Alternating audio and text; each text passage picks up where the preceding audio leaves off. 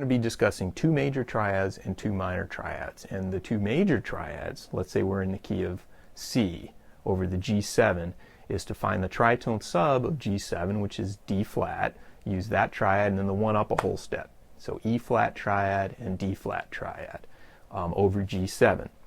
Then over G7 we can also use two minor triads, which is the A flat minor and the B flat minor. So sort of the flat 2 of the G7. Flat 2 or sharp 1 is A flat minor, and then B flat minor is the one a whole step above that. So that was the idea for this class. Here are a couple of clips from the class. First off, with the PDF of the short examples, so the short 2-5-1 examples, and I picked the key of A here because that way if you want to add some open strings like over the E7 alter, so you put it all together, and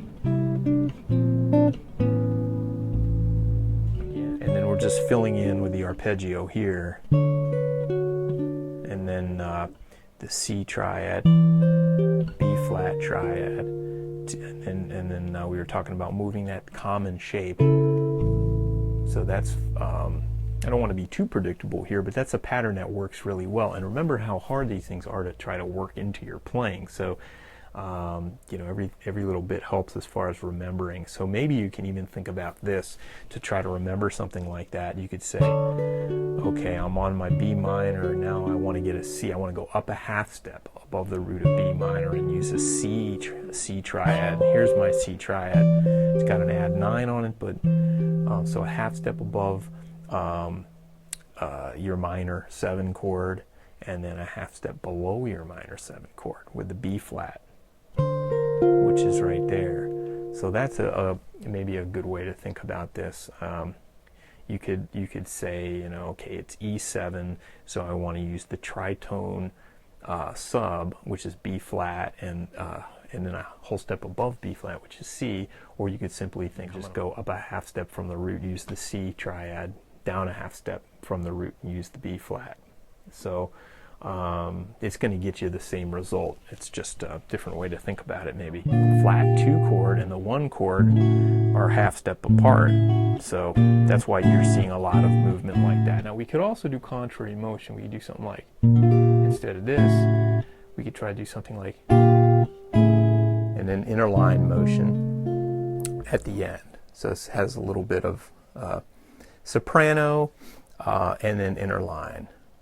And of course, be aware that the bass line is moving also. I'll be able to split up the separate parts.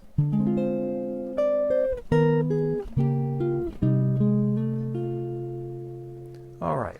Okay, if we look at number 9, we'll see that one way to think about that B flat minor to A flat minor is actually just think of D flat 6 for the B flat minor, and then C flat 6 or B6 for the A flat minor. So if your destination chord is the C minor, you could say, well, we use the 6th chord a half step above, which is D flat 6, and then the 6th chord a half step below, which is B6, and then resolve it to 1. So we've got, that's maybe a good sort of quick way to get to this information without having to think, oh, I've got to go up a minor 3rd from the dominant to get the B flat minor, then up a half step from the dominant to get the A flat minor. So just these little shortcuts